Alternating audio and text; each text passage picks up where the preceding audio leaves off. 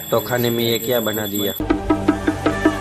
कहानी कुछ ऐसी थी। सुबह सुबह नहा धो के रेडी हो चुका। और सुबह को 9 बजने में 5 मिनट की देरी की चाय रेडी हो चुकी है। अपनी सामान लेने के लिए जा रहा हूँ। घर का ये साबुन लेने गया था तो वापस घर आ चुका हूँ साबुन लेके।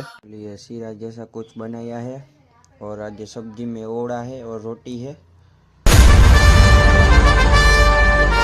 आज मैं बस में बैठ के सीधा निकल चुका हूँ कंपनी की ओर। अभी मैं घर पे जा रहा हूँ। तो फाइनली कंपनी से मैं अभी घर आ चुका हूँ और अभी घड़ी में देखा है तो 11:10 हो चुकी है। तो आज का मिनी व्लॉग यही एंड करते हैं। अगर इसका पूरा व्लॉग देखना है तो जल्दी से मेरे यूट्यूब चैनल में जाओ, देखो। अगर अच्छा लगे तो चैनल को सब्सक्राइब, लाइक और कमेंट कर देना। और इसका मिनी व्लॉग इंस्टाग्राम आईडी में भी आ जाएगा, तो जल्दी से जाओ, देखो। अगर अच्छा लगे तो आईडी को फॉलो, लाइक और कमेंट कर देना। और ऐसे ही मिनी व्लॉग लेकर कल सीधा मिलते हैं। तब तक वेट करो, व्लॉग में एंजॉय करो।